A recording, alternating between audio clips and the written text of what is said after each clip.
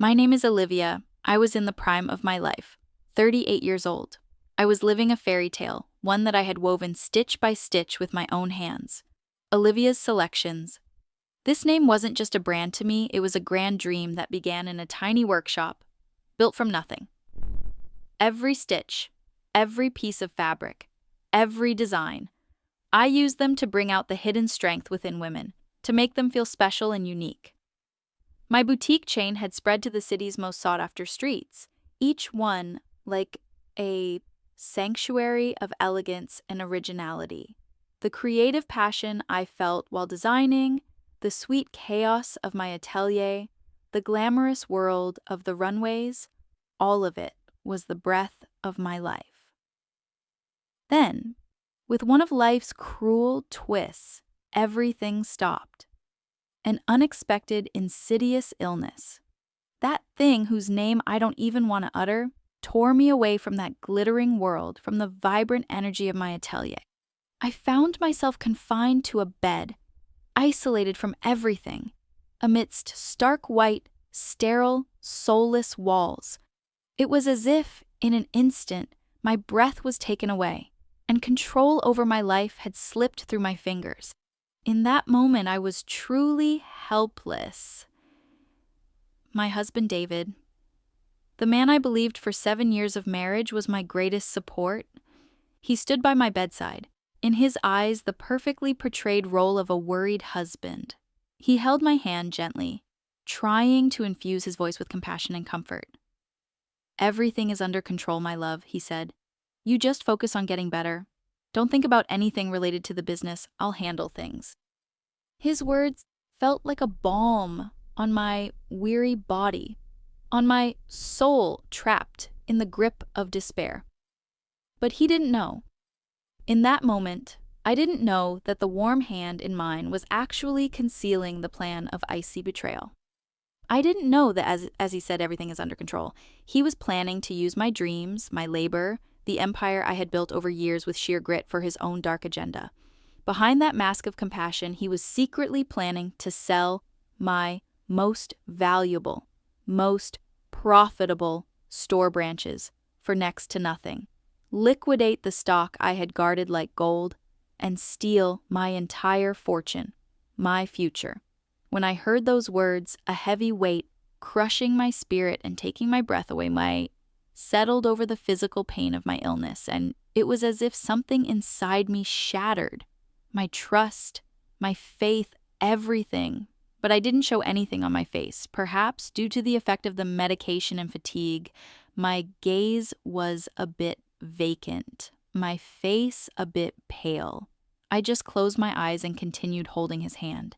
He must have interpreted my silence, my weakness, as helplessness. Perhaps he already saw me as naive and clueless about business matters. But he didn't know. He didn't know that the control he spoke of was already in the hands of a complex security network I had put in place months ago, fueled by that gnawing suspicion inside me. I had caught the cold scent of betrayal long before, and I wasn't one to silently submit and bow my head. I'm not someone who starts a fight, but once it begins, I know how to finish it on my own terms and win. 6 months before the onset of my illness, on the surface, everything seemed normal, or perhaps I was just trying to convince myself of that. Throughout our 7-year marriage, David had always been by my side. As my company, Olivia's Selections, grew, he seemed proud of me. He'd attend openings, accept congratulations. But over the past year, especially after the company's value exceeded millions, something had changed. The sparkle in his eyes seemed to have lost its sincerity. When he talked about my successes, I started sensing a subtle sarcasm, a condescension in his tone that I couldn't quite understand. It was as if my success was a threat to him. "Your business is doing well, of course," he'd say, "but I'm the one taking the real risks, bearing the financial burden." He was referencing his own unsuccessful financial ventures when he said this. His business life had never been as brilliant as mine, and I suppose that bothered him. Then Marcus entered our lives. This man, whom David called his finance guru, had struck me as repulsive from the start with his suit and perpetually calculating gaze. David's meetings with Marcus became more frequent. Under the guise of optimizing the company's financial structure, I felt they were withholding information from me. Expenses on company credit cards had increased inexplicably. The old David would have asked me about every expense. This new David would just shrug it off. Business development expenses, my love, dinners with important clients, travel, he'd say, but he wouldn't elaborate. Whenever I asked, he'd skillfully change the subject or say I was tired and he didn't want to burden my mind with these things. Being dismissed so easily just fanned the flames of suspicion inside me. My intuition had never failed me. It was one of the strongest weapons I had acquired in my business life. One night, the unease inside me became unbearable. After David fell asleep, I quietly entered his study. His computer was on. For a moment, I thought about guessing the password. And the first thing I tried was my birthday. It opened. It was then I understood how cruel irony could be. My most special day had opened the door to the greatest betrayal against me. I started looking through his correspondence with Marcus. Just scanning the first few messages made my stomach churn. Then what I read took my breath away. They were planning to undervalue some of the company's assets, especially that beloved Nishantasha boutique, the first one I opened, sell them for next to nothing to Marcus's offshore shell company, transfer money abroad, and even seize the patent rights to my new collection, which I had been preparing. Olivia knows nothing but fashion, Marcus had written brazenly, and David had agreed. Yes, we need to handle the financial side of this. She'll be busy with her designs anyway. Reading this slammed the door in my face, showing me how much they underestimated me, how naive they thought I was. All I felt in that moment was nausea and a cold rage, but I didn't panic. I stopped my tears. With trembling hands, I calmly took screenshots of all those disgusting messages. I copied them onto a small encrypted USB drive that no one knew about. I carefully closed the computer, put everything back in its place, as if I hadn't touched anything. That night, as I lay back in bed next to David, knowing that the expenses he casually dismissed as business development were actually preparations to steal my life, my labor, I felt my heart turn to ice. In that moment, I had made up my mind. My marriage was over, my trust was shattered. But I would not hand over my empire, the dreams I had built with my fingernails, to anyone. This was a war now, and I was prepared. The next day, I acted as if nothing had happened, but inside, I had an ironclad determination.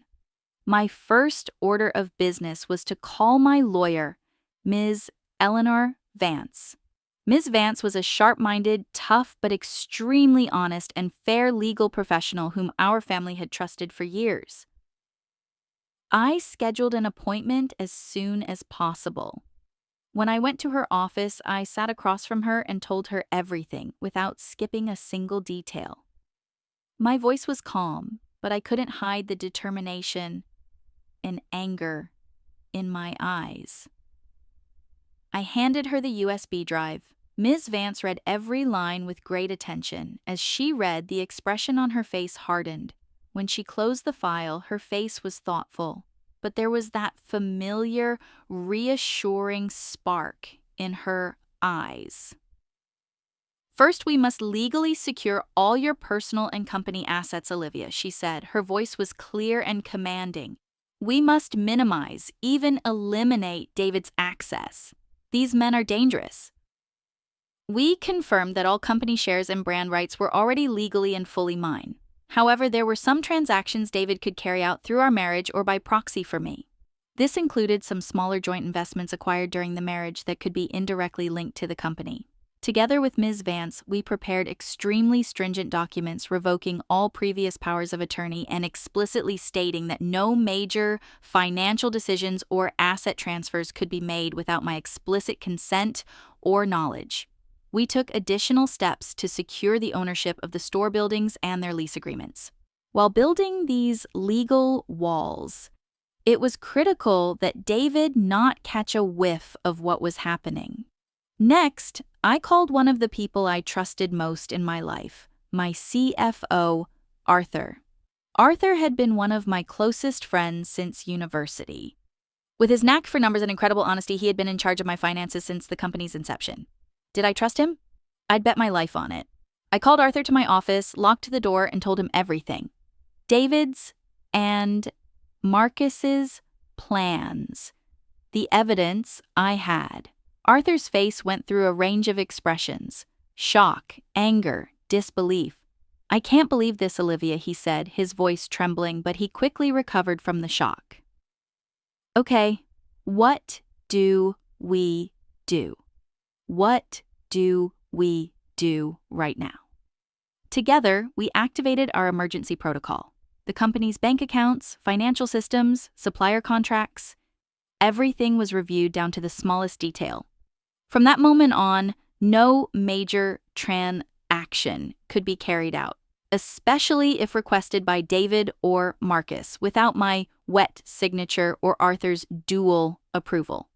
$1 million transfers, asset transfers, important contracts, all of them now had an extra layer of security. Instant alert systems were set up on all company accounts. If an unusual transaction or a large sum of money left, both Arthur and I would receive an immediate notification. Access passwords for critical documents were changed, not just digital, but physical copies of all important papers, deeds, contracts, patent documents were made, and some were stored in Ms. Vance's steel safe and others in my personal bank safety deposit box that no one else knew about. One of the most critical steps was revoking the general power of attorney I had previously given David for emergencies. This power of attorney granted him broad authority regarding the company. Together with Ms. Vance, we prepared a new limited document that revoked this general power of attorney and granted David only very restricted authority for daily operational matters. We needed to get David to sign this document. It was vital that David not suspect anything while doing this. When I came home in the evening, after dinner, as if it had just occurred to me, I said in as natural a voice as possible, "My love," I said, "it seems this old power of attorney has expired. My lawyer has prepared a new one. Take a look. It's just the usual things." I handed him the document. David was sprawled on the sofa watching television. He glanced over it, signed in a couple of places. He didn't even bother to look at what he was signing. He was so relaxed. The pain and disgust I felt in that moment were indescribable. That he could disregard my trust, my love, so easily. But there wasn't the slightest change in my expression. I had succeeded. The first step of the trap had been set. While making all these preparations, I continued to act normally towards David. It was the most difficult role of my life. Waking up next to him every morning, having breakfast at the same table, smiling at his face, all the while knowing that the man you loved and trusted was working behind your back. But I knew that if I acted hastily, if I panicked, I could ruin everything. I had to wait for the right moment.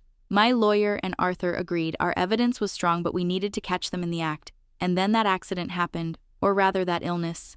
It arrived right in the middle of this silent waiting, at the very moment I needed to be least vulnerable.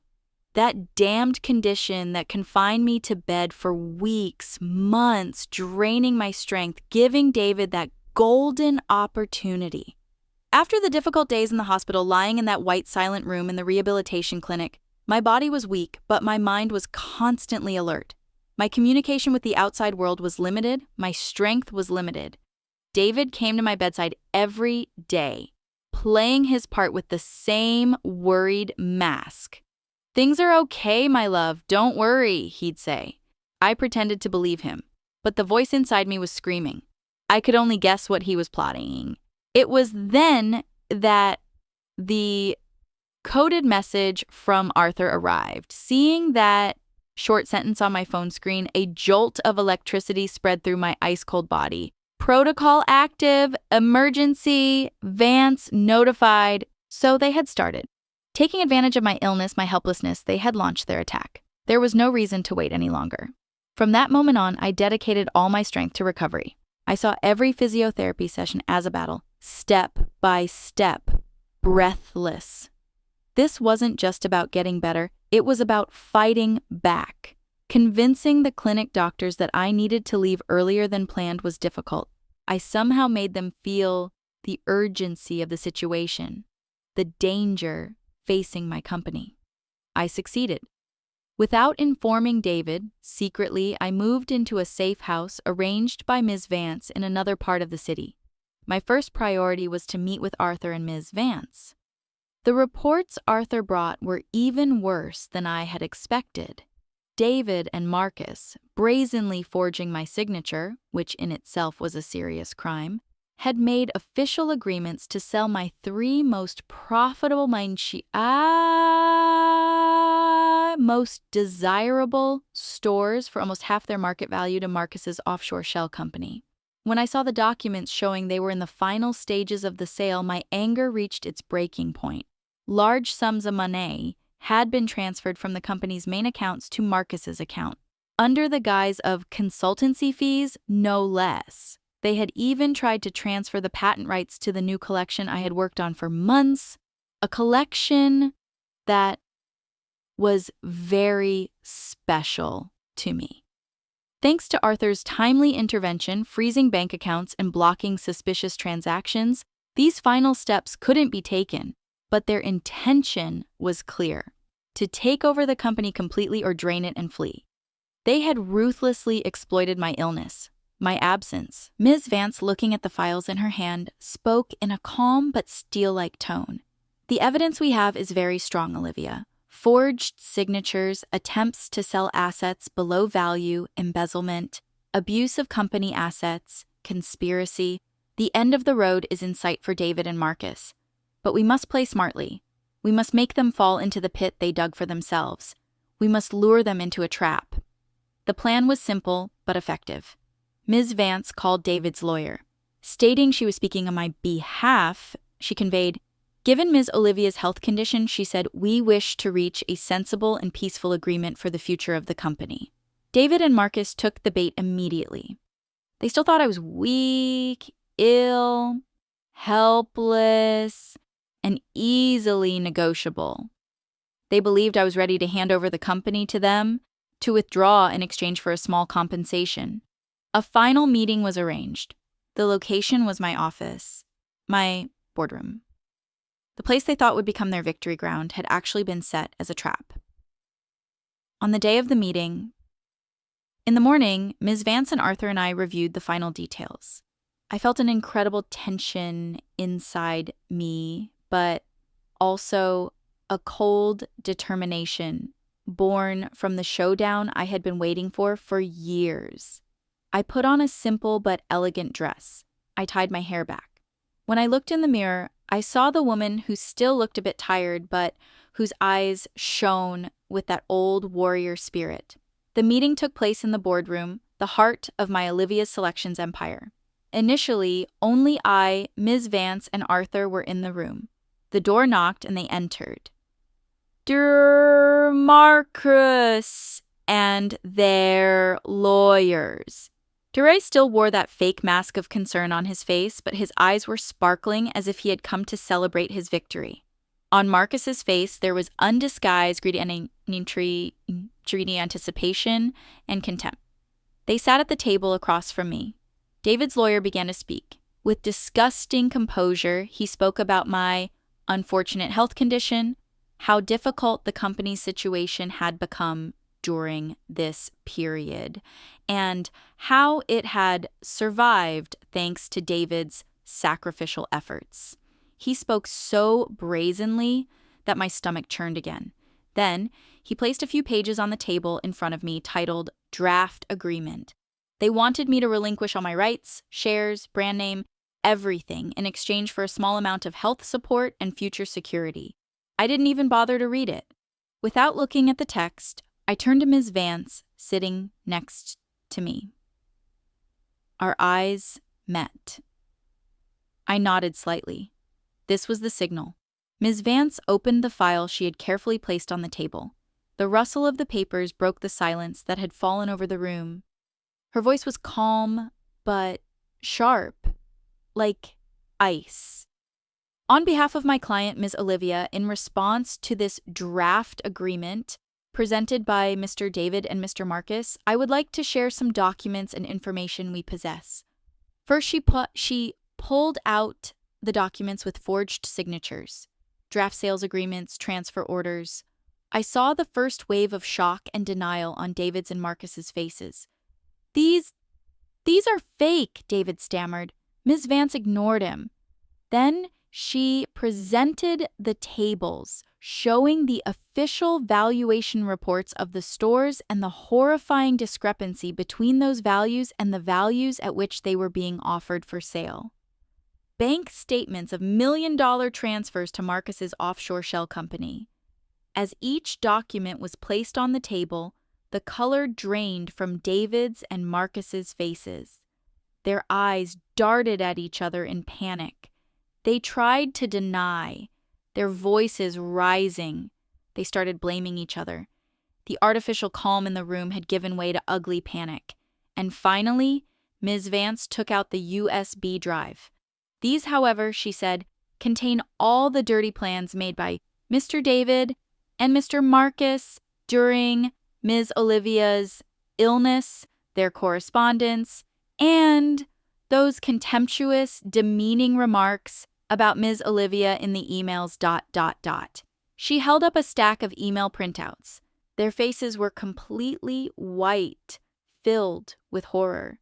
The evidence was overwhelming. There was no point in denying anything. The chaos in the room stopped for a moment. I took a deep breath and spoke. My voice was still a little tired, as if recovering from a long illness. But every word was as sharp as steel. I fixed my gaze directly on David's eyes.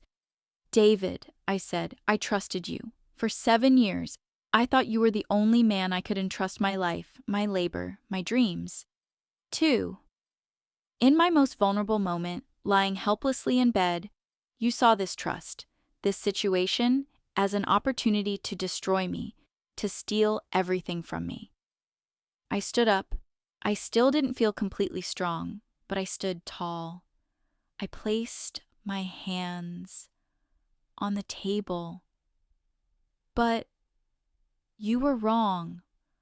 I am not as weak as you thought, and you are not as smart as you thought. At that moment, I signaled to the security guards waiting outside the door. They had been arranged beforehand on Ms. Vance's instructions. Please escort these gentlemen out, I said in a calm voice. I turned to David's and Marcus's lawyers. And Ms. Vance, please proceed accordingly. My client requests immediate legal action be taken against these individuals found guilty of fraud, forgery, embezzlement, and conspiracy. The shock on David's and Marcus's faces turned to rage. They tried to shout, hurled threats, but the security guards gently but firmly escorted them out of the room. They left that room only to face the legal consequences. Their attempt to destroy my empire had prepared their own end. Over the following months, while the legal battle continued, I focused all my energy and attention on rebuilding my company. The chaos David and Marcus had created was significant. The company had suffered a great deal, not just financially, but also in terms of morale. Arthur and I worked day and night. We recovered some of the lost funds through legal processes. We renegotiated canceled supplier agreements, regaining trust after difficult negotiations. Most importantly, we mended the shaken staff morale. I told them what had happened, the truth. I told them how important their trust was. I am grateful to my core team who stood by me during that difficult period. I threw myself into the work. Every successful deal, every newly renovated store, every new design, every satisfied customer gave me strength. This wasn't just a business, it was also a process of healing for me. About a year after our divorce, David's case concluded. He was found guilty and sentenced to a heavy fine. He had to pay for the damage he had caused to the company and me. All personal assets acquired during the marriage were also seized. He narrowly escaped prison, but his reputation, career, and future were completely ruined. Marcus, being a more active participant in the scheme and having a history of fraud, received a prison sentence of several years. Our divorce was finalized during that period as well. David received no share even from the small joint properties acquired during the marriage because all his actions were clearly deemed malicious. He was completely out of my life. And Olivia's selections? That year, despite all the setbacks, it experienced unexpected growth. It was as if the difficulties I had gone through had injected a new spirit, a resilience and authenticity into my brand. My designs had become stronger, bolder. Our customers noticed and appreciated this transformation. 3 years after our divorce, Olivia's Selections was no longer just a chain of stores. It had become a lifestyle brand that inspired and empowered women. While it carried my name, this success wasn't just mine. It was the success of my team, my lawyer, my friend, who stood by me in difficult times. We had formed strategic partnerships with new investors and had expanded into the European market. Articles were written about my success in fashion magazines, and I was invited to speak at business conferences. I never saw David, nor did I hear anything about him. It was as if he had never existed in my life. This was perhaps the sweetest revenge, that his attempt to destroy me had become the beginning of my greatest rise. 5 years after our divorce, my life had taken a completely different direction. I had largely handed over the active operational management of my company to Arthur. My trust in him was complete, and he fulfilled this role admirably. I was more involved in strategic planning, exploring new markets, and most importantly, the work of the foundation I had established. The foundation supported women entrepreneurs who, like me, had gone through difficult situations, helping them financially and with mentorship. My own experiences had given rise to a desire to help others, to guide them. I was peaceful, happy. The shadow of the past had lifted from me. I had a new relationship. It was a calm partnership built on solid foundations, mutual respect, trust, and understanding. Exactly 7 years after our divorce, at a large event organized by our foundation, attended by hundreds of people, I encountered David unexpectedly. Or rather, he saw me. I had no idea how he had managed to get into the event. He wore worn, neglected clothes. There was no trace of the confident, arrogant man he once was. He had lost weight, he looked broken. There was no sign of his old ambition or arrogance in his eyes, only fatigue, a sense of being lost, and perhaps a hint of regret. He stood in the crowd, looking at me from a distance. He didn't dare come near. He stood for a moment, then turned and tried to blend into the crowd. I subtly signaled to the security guards, ensuring he was escorted out gently without causing a scene. In that moment, I felt nothing towards him. Neither anger, nor pity, nor a sense of triumph. Just emptiness. He was completely a stranger to me now, someone from the past who had taught me a lesson, but who no longer had a place in my life. And 10 years after our divorce, just recently, we were celebrating the 18th anniversary of my company's founding, on the terrace of our company building, under the stars. Arthur was by my side. My friend with whom I had worked shoulder to shoulder for years with unwavering trust. My new husband was by my side. The man who brought calm and happiness into my life. Around me were the people who had built this dream with me, who kept this brand alive. As I raised my glass to the future, I thought of the Olivia of 10 years ago, that woman lying helplessly in bed, shaken by the pain of betrayal.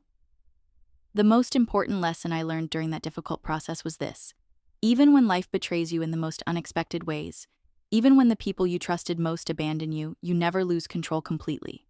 The steps you take in critical moments, the precautions you take, and most importantly, your choices are still yours. You either collapse and are crushed under your ashes, or you rise again from those ashes. I chose to rise again, and the life I built was worth all the pain, all the difficulties. David's betrayal. It had been the beginning of my greatest victory, of becoming the strongest version of myself.